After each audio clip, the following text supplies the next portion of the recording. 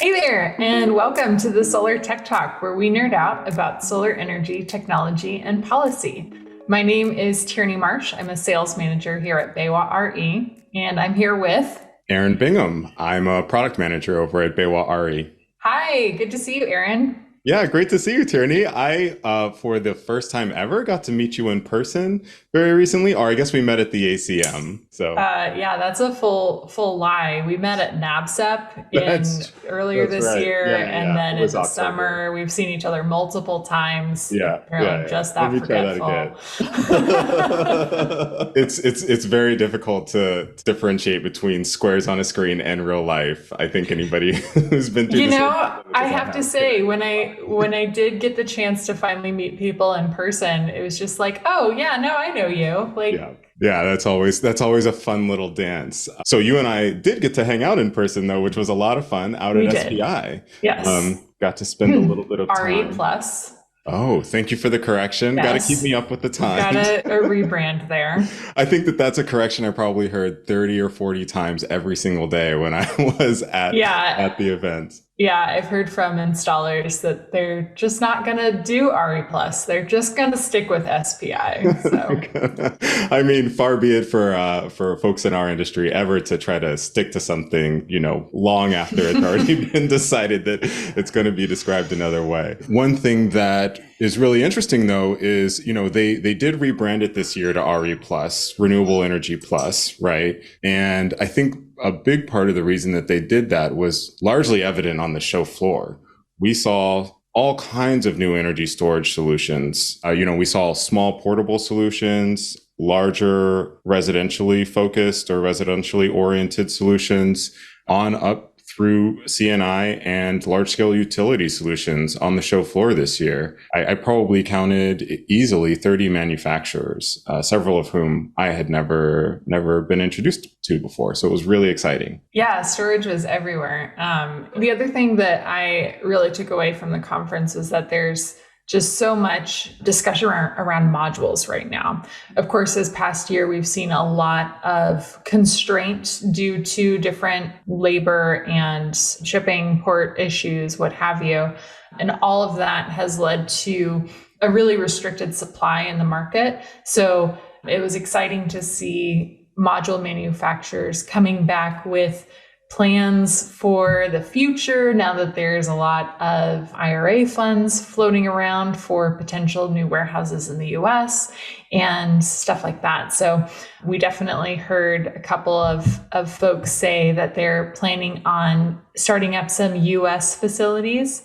Of course, that won't impact us immediately. It's probably not even going to have production lines into 2023, but looking at 2024, we should have some domestically made modules that are really going to start coming onto the market. So that's very exciting as well. Oh yeah, and Tierney, I think you may have misspoken there when you said warehouses and you meant manufacturing facilities. Thank Yeah, you.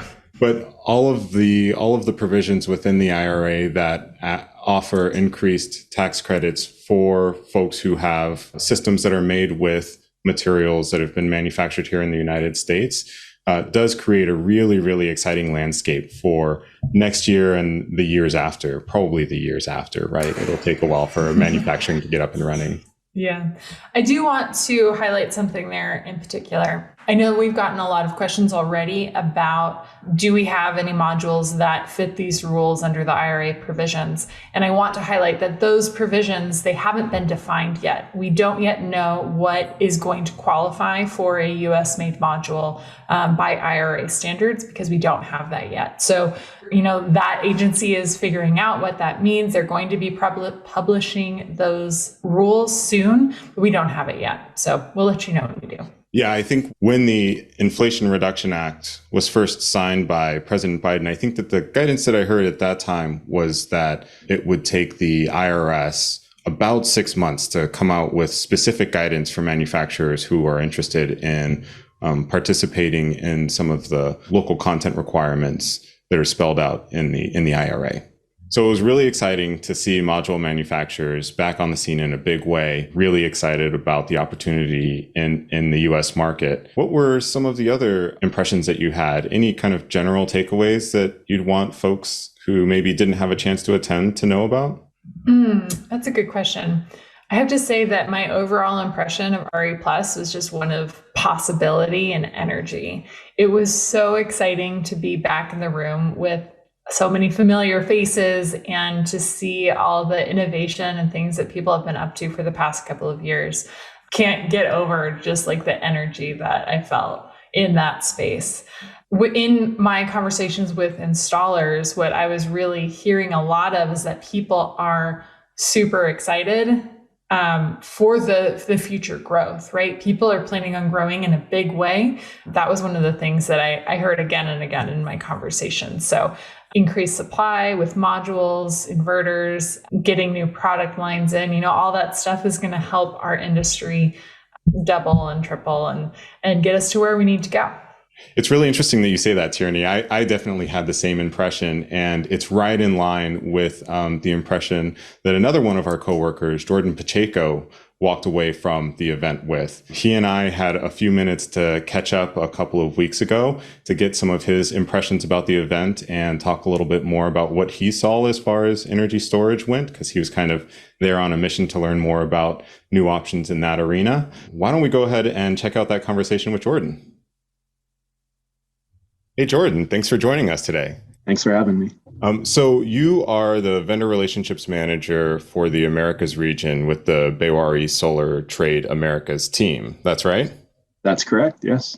Yeah. And you were at RE Plus. Yes, it was. Yeah. It was great to see you there. I was really interested to hear a little bit more about what you thought about the direction that the energy storage portion of the industry is going. I know you went there with an explicit mission to learn more about all of the burgeoning solar options that are popping up all over the place, or burgeoning energy storage options that are popping up.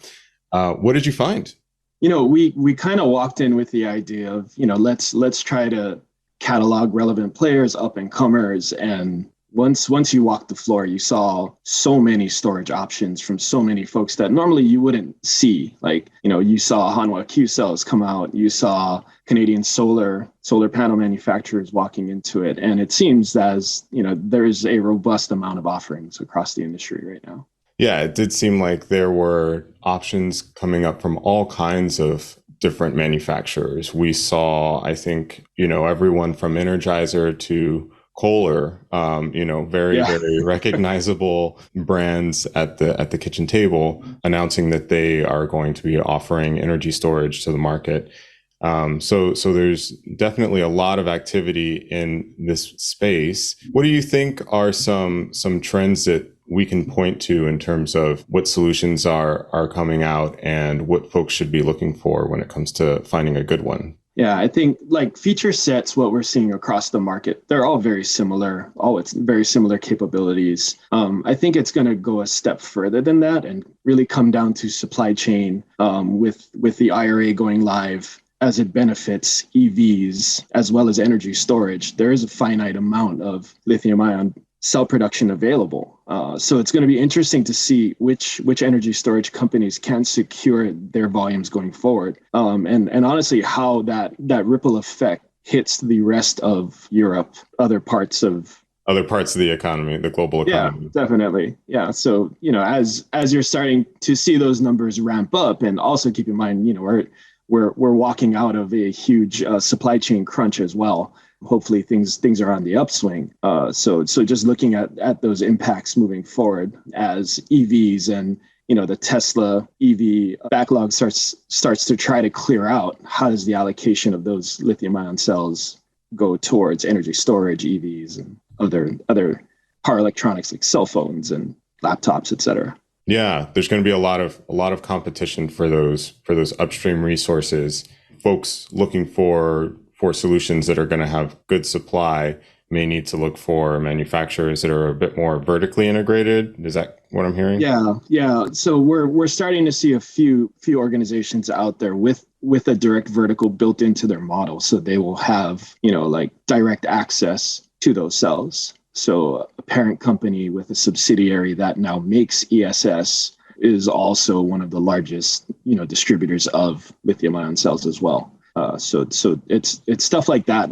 We're starting to see the trend. I think overall in solar, the supply chain has been at the forefront, at least for the past year or so. And this is just another example of that.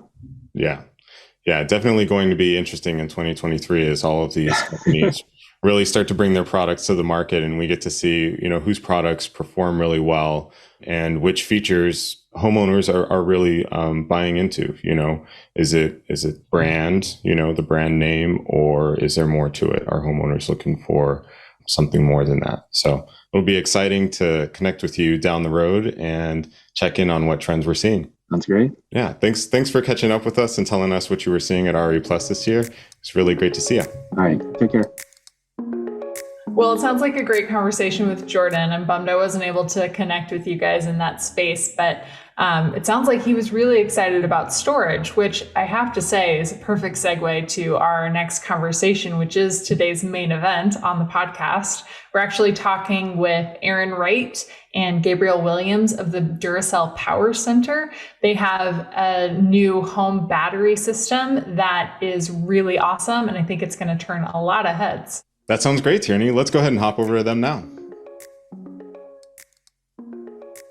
Today we have Aaron Wright, Training and Development Manager, and Gabriel Williams, the Southeast Sales Manager for Duracell. Aaron, Gabriel, welcome to the show. It was a pleasure. Thank you for having us. Thank you. So we're really excited to hear your guys' story. Duracell, of course, is a huge brand name, but home storage might be a new market for you. What made you guys interested in this? Why are you in this space? Tell us more. Yeah, absolutely. So when we initially launched in January, directly prior to us launching, we did a lot of research into the industry, into the market. We noticed that there's a lot of major brands that are internally recognizable, but there were really no large consumer brands in the industry. So when we launched, we really wanted to bring a brand to market that consumers know and really change the way that solar is being presented to homeowners. So not just in energy storage, but now in the complete product offering with the complete solution for all of your customers. So energy storage is a component of our product offering. And then we have the complete ecosystem of products, which consists of microinverters, energy storage, and now EV chargers, with a fully customizable and modular solution to really simplify it on both ends, both the consumer and the installer end. So that's a really interesting approach to the market. Can you tell us a little bit more about who your ideal customers are, given that approach? Yeah, it's not directly intended for consumers. It's really both. When we designed our product offering, we wanted to make sure that we're both helping installers with capturing new business by having the ability to leverage a massive mega brand that's recognizable in most households across the country, but also improve their experience on the installation end. So more specifically, we'll discuss our microinverters. We've implemented a model of a trunk cabling system that allows everything to have pre-cut segments, completely plug and play, really by most installers reducing the cost of installation by 5 to 10% on the roof because there's no cutting required when installing our microinverters. And also with our ESS system, it's a very simple AC coupled solution with multiple options, whether it's a 5 kilowatt or a 10 kilowatt system that is very easily installed on the side of the home. So it's directed towards both installers and customers with both very unique advantages over each other. I actually came off the roof myself, guys. So to be honest with you, I'm very excited about our micros from the installer side because I used to be that guy up there. And this system just gives us a lot more flexibility as installers, right? So when you're on the roof, you have a lot of those options. And then, of course, with our 5 and 10K, completely retrofittable to coin a word there, right? So it allows us to actually go back to homes that your customers have already sold to, that they already have spent their customer acquisition cost, and go back and give them added value as well. Yeah, that's a huge value add for a lot of the installers that we work with. Recapturing those customers and giving them added value and being able to add a battery regardless of the original system that's installed. That's a really great big deal. Absolutely. Yeah, and tell us a little bit more about that battery system. So there are a few major components that comprise the energy storage side of the Duracell Power Center solution. Let's talk about those first, and then we can talk more about the microinverters. our system is basically 3 boxes, right? If you're doing the 10K, you're going to end up with basically just kind of double that, right? So what I like most about our system, again, coming from the installer side, I want it to be as easy as possible for those guys because I was those guys.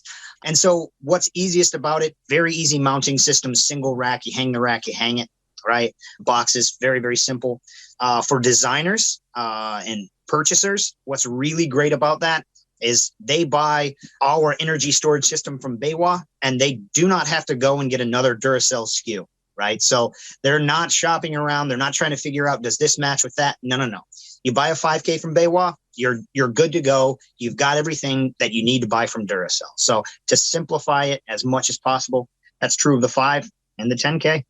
That's awesome. And so right now, as of this recording, BayWa has the 5 kW Duracell Power Center energy storage units in stock. And those come with 5 kW inverters, AC coupled inverters, as well as 14 kilowatt hours of power. Is that correct? Yes. Correct. You currently are stocking a 5 kilowatt, 14 kilowatt hour system. We call it the Duracell 5.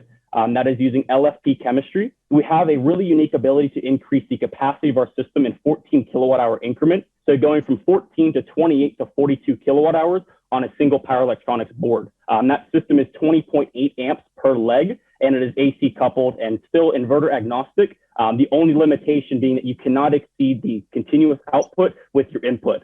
So for example, your 5 kilowatt battery cannot exceed 5 kilowatt input. So it sounds like this system is ideally designed for folks that, may already have a PV system installed and want something that's AC coupled. Can you say a little bit about the target applications for the product a little more specifically? Is there anything else that you would add? Our 5 kilowatt system, we really want it to become a mainstream product, essentially where installers can use our 5 kilowatt as a standard product within their offering to all customers. Now, we understand that the market is really trying to push as much for a whole home backup solution, meaning powering central AC units during a grid down situation. But as you guys are aware, net metering is at risk of potentially going away. So we really want a product that can be applied to every single home in America when going solar to counteract time of use or power critical loads in almost every application as a standard component in a product offering. So that's why the 5 kilowatt system may not be ideal for a whole home system, which it most definitely cannot perform at a whole home level, but it's perfect for a standard product offering, a standard offered product in all new construction solar projects. So then are there any special applications or cool uses that you guys are excited about and want to highlight? Aaron, I'll let you take that one. I think that our ecosystem is probably the most exciting thing moving forward, right? So we like our individual components, but we like them together much more, right? So we have the ability to easily pair with our microinverters. We know exactly how to do that. It's 14 on a string to power that thing so you can get maximum use out of your energy storage system. So we have that ability. In addition, to put concerns at ease, you can sell a customer as much solar as you want, okay? You'll work with me and my team directly, and we'll make sure on your first installs, we want to make sure that you're set up. So our training program actually involves individual intervention. So you'll actually talk to a person, and we'll help make sure that your single line drawing is right. So if you want to sell them 15K, great. I'll tell you exactly how to take that 5K out and put it into our system. So it's an idea of really offering a complete image, starting from working with Gabe, getting your table sales guys ready, through getting more involved in the design and making sure that what you have set up is something replicable and that your guys out in the field can do it time and time again. And then, of course, we have tried to streamline exactly what we're building so that way it can be quick, efficient, and cost effective. It's excellent to hear that you're thinking about all the different touch points, right, for an installer. So working with them at the sales pitch and at the design level, that's really great. So I know that we have some training requirements set up to help our installers become certified. What does that look like? Sure. So as we said, the first touch point is going to be Gabe working with your specific company to kind of get you set up. He is the introduction, right? So wherever you're at, you're going to have a regional sales manager, and that sales manager is really going to get your your decision makers, right? They're going to get them on, they're going to get them excited, and then they're going to start training that sales team. So once that's occurred, then I start working with your designer. Once they have found a site, we actually are utilizing a real site, something that they're actually going to go and install at. And then what we are going to do is train them basically on that site. And then from then on, that's kind of how you are trained, right? It is both a case study and a training center, and one that ideally you'll make money on, right? So it's kind of encompassing all of that. It's a webinar with me, the design webinar. It's about 45 minutes. Again, just trying to get your designer ready to go on that future site that the table sales guys are going to sell. And then after that, we're going to give computer training, which is basically on a monitoring platform. Very, very simple. I mean, most of the time that's maybe a 5-minute call with me and sending you the instructions. They're step by step, right? So, and then after that, depending on where you are, our favored approach right now, and again, it's why it's important to kind of, if you're wanting to get in, you want to get in early. And the reason being is right now, we're offering on-site assistance. So at that site that you sold, it might be me, it might be one of my tech guys, but somebody's going to be there to help you put that first system in, okay? And the entire concept behind that is we want to set you up for success. We want to teach people to fish. We don't want to give them fish, right? So teach them to fish, and then hopefully after that first one, they install 9 more that I never find out about. And that's exactly the way that I want. Wow. So what I'm hearing is once somebody knows that they want to become a Duracell Power Center installer, they need to go ahead and reach out to one of their local sales reps, and they can probably go ahead and do that through BayWa. We'll be happy to get them in touch. They'll have a conversation with your team and go ahead and attend or get scheduled to attend a design webinar that y'all hold regularly so that they can learn how to design the system. Every 2 weeks, is it? Yep. Okay, fantastic. Is there like a regular date and time for those, or is it something that they can? Yeah, it's every second Tuesday, 8 a.m. Pacific time. So we try to get it out there for those guys on the West Coast so they can attend this and then still get out into the field. Sure. Yeah, awesome. And so once they've attended the design webinar and they know how to actually draw up their first system, they can get out there and start selling it. And once they make their first sale, and that moves into the planning stages, they'll actually submit their first one-line drawing to your team, to it sounds like to even you specifically, Aaron. So specifically, yep. Fantastic. So you'll kind of give that a once over just to make sure that there's nothing that you'd want to point out in terms of the way that the system is designed, and making sure that that's in line with how you instruct folks to install it. Probably a more simple way for me to say that. We just ensure that it's going to pass inspection and that their customers are going to be happy. That's really what it's down to. Okay, fantastic. So you give the system design a once over to make sure it's going to pass inspection, and that is then submitted to their local AHJ for permitting approval.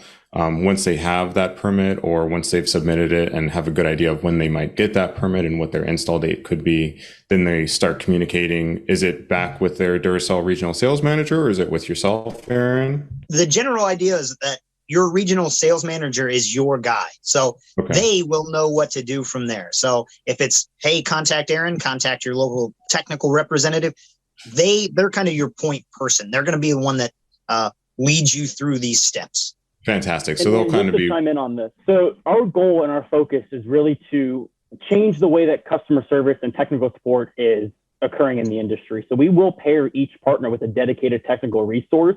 But as far as general point of contact and questions, that'll all be directed through us as the account manager or sales manager for each partner. But regarding any technical questions or assistance needed on a going forward basis following certification, that will be handled with your customer's dedicated point of contact. So you're not going to have to call into a general helpline every time you have a question. You will have your dedicated technical representative's direct number, and you can feel free to call or text them at any point in time throughout your partnership with us. Sure. So a really unique spin as far as how we handle customer service on the and partner side. Yeah, and it's definitely one of the ways that we saw Duracell Power Center adding a lot of value for our customers as they look at potentially, engaging in partnership with your team. So that final step there is then once they've got the plan submitted, they've got the install date in mind, then they'll reach out to their Duracell Power Center sales rep again to get the on-site visit scheduled for that first installation, so that there can be some training done on site, and so that your team can make sure that their team gets off on the right foot as far as their Duracell installations go. That's exactly it. That's exactly it. We want to make sure that those guys are confident and that they're ready for the 2nd, 4th, 9th, 12th install. Fantastic. So the Power Center solution was the first thing that y'all came out of the gate with. But very, very soon after, you announced a series of microinverters that are designed to both work with the Power Center solution and independently. Let's talk a little bit more about those. Yes, exactly. So we launched a line of microinverters approximately last quarter with a really unique product offering. We're currently offering 3 different microinverters. First being a 350 watt AC 1-to-1, which is traditionally what most installers are used to installing, meaning 1 module to 1 micro. We have a dual, which is 700 watts AC continuous, 2 modules to 1 micro, and a really unique micro, which is a 1500 watt quad 4-to-1 microinverter. And when we launched this product line, again, we are a consumer focused brand, but we really want to optimize the installer's experience on the roof. So all of our microinverters can be fully mixed and matched and configured however they see or best fit within their array that they're constructing. So for example, let's say we have a 10 module array. You can use 5 duals, you can use 10 singles, or you can mix and match between quads, duals, and singles. A really unique feature as well is our cabling system. So we have a pre-cut trunk cabling system that you will check out and buy on the BayWa website. They're all pre-cut in either 2 meter or 4 meter segments, and it is completely plug and play. So quite literally, you will take a 2 meter drop, unscrew the back, take our AC connection off, and just continue to feed lines and connecting this trunk in series up to 16 modules per string. So there's 0 cutting or splicing required on the roof. Again, really aimed towards helping installers optimize their time on the roof and cut costs in every possible segment that we can cut costs at. And we wanted to pair that amongst the complete ecosystem. So what that means is by using our microinverters and our ESS, your homeowner, your customer will have the best user experience possible by being able to have module level monitoring, taking control of their complete energy storage system all through one central user interface. And to take that one step further, as I mentioned when we first started this conversation, when we first went to market and just did a bunch of market research discussing how valuable the Duracell brand will be to consumers, not only did Duracell come out on top, surpassing other major manufacturers in the industry, but consumers were so receptive to the brand, we really want to captivate that experience for all of our partners. So what that means is not only are installers having an easier and better experience on the roof, but on the sales end, your installers and your sales representatives are not only able to say, hey, we're here to help you make the transition to clean energy, but we are an authorized partner of Duracell, which allows your customers and your homeowners to have that peace of mind when considering going solar. And that's a very powerful tool that I want to touch on because it's really unique in the industry. Cool. So this is really exciting from an installer perspective, right? This brand recognition that Duracell brings is going to be really huge. We haven't really seen something like that in the industry. I think Tesla is probably the best example of something that's really recognized outside of the solar industry. And I think that Duracell is going to bring a lot of gravitas to that. So I'm excited to hear some success stories from our installers' kitchen table conversations with their homeowners, because I think that's going to drive a lot of adoption and a lot of momentum. So with that, I'm really interested to hear what you guys have on the horizon next. I mean, you guys are fairly new to the solar space, but already you're talking storage, you're talking micros, and I hear you have some new things on the horizon. Can you give us a hint about what's coming next? Yeah, absolutely. And that's a phenomenal question. So we are shooting for Q1 of calendar year 2023. We will release a 10 kilowatt AC coupled solution with 28 kilowatt hours of storage. That will again use LFP chemistry, and that will be a 100 amp solution. We're really trying to capture and progress our product offering to go to more of a whole home approach and have a completely customizable product offering while still maintaining a very simple and standard offering. And I know that sounds like I'm contradicting myself, but what I mean is we are currently offering a 5 kilowatt system that BayWa is currently stocking. That is really a standard product that we are trying to have installers include in their current standard product offering. But going forward, we will have the 10 kilowatt system. Again, going with a larger continuous output, allowing more items in the home to be connected during a grid down situation. Taking that one additional step further, looking into calendar year 24, we will have a 15 kilowatt system with either 30 or 40 kilowatt hours of capacity available to purchase. All of our systems will be AC coupled, but we allow the installer and the homeowner to make a simple decision when considering which energy storage system is right for their home without having to have the complexity of stacking multiple smaller output systems. We want to keep it very short and very simple to make it the most efficient transaction possible. So we will have the 5 kilowatt, the 10 kilowatt, and the 15 kilowatt system available with the complete offering projected to be completed by end of calendar year 24. Now, discussing our microinverter product line, we're always looking at the industry and what modules are on the horizon to come out.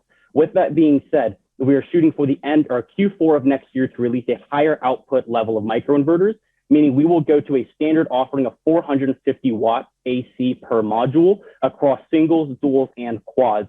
Again, we understand modules are coming into the market at over 500 watts. There's 72 split cell modules, and we want to have a product offering that is not working a microinverter at 110% of what it traditionally should be operating at. So what I mean by that is 450 watts per module across our complete microinverter product offering.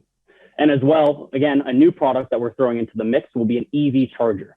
So we mentioned the complete ecosystem. Now, as you know, EV vehicles are becoming more and more common in households across America. So we will have a complete line of EV chargers available with the first model releasing in Q4. We will have that product on display at Intersolar in February of next year. Our EV charger will be 80 amps. It'll be a single car. Going into next year, we will have a dual car option available. And towards the end of next year, we will have a bi-directional option available as well for either the single or the dual car. So really taking charge by having the complete product offering available for all customers and installers. It is really exciting to see how aggressively you guys are pursuing your vision of just building out that entire ecosystem and making sure that homes across America have access to reliable energy management and energy storage, energy production equipment that will ensure that they can take a little bit more control over how and where their power is being used. That's very exciting. All right. Well, Aaron, Gabe, thanks so much for joining us. We're really excited to have your product now available on our web store. For all of our installers out there listening, make sure that you check it out. Get in contact with your BayWa rep. They will give you the golden key to talk to your Duracell folks. And everybody, we've got some batteries to sell, it sounds like. So let's get at it. Great to meet you, Aaron and Gabe. Hey, you as well. Thanks. It was great to catch up with the folks over at Duracell Power Center. I'm really excited about the moves that they're making, and Aaron and Gabe are just putting together a fantastic program over there to get renewable energy and energy storage into lots of people's hands. So it's going to be a big year for them. Yeah, agreed. And speaking of big years, we are right at the end of 2022 as we ventured more deeply into Q4. I want to remind everybody to get your ducks in a row. Definitely do check out our web store. We've got a lot of our availability for current product, incoming product listed there. And I want to highlight in particular that we've got some modules that are finally rolling in. Check out, for example, JA's new offering. They have a 390, 395 product. It's a 54 cell, and it's really great with a strong warranty and backed by a brand that's been working in this space for a really long time. JA uses hemlock silicon. So definitely do take a look if you're looking for a new workhorse for your installs. And just piling onto your thought there, I've been doing a lot of work with our product management team to try to make sure that we have everything that's listed in all of our warehouse locations listed in the web store. And a lot of that availability is going actually in the clearance section. We have a lot of stuff that was in one warehouse location or another that we found that we went ahead and put on the web store under the clearance section so that folks could help us clean house and get ready for a really exciting 2023. All right. Well, Aaron, maybe we should clear on out. Oof, Tiernay. Bad joke, but point taken. I think it's about time to say goodbye. Yeah. Lovely chatting with you as always. Thank you all for joining us for the Solar Tech Talk. See you next time.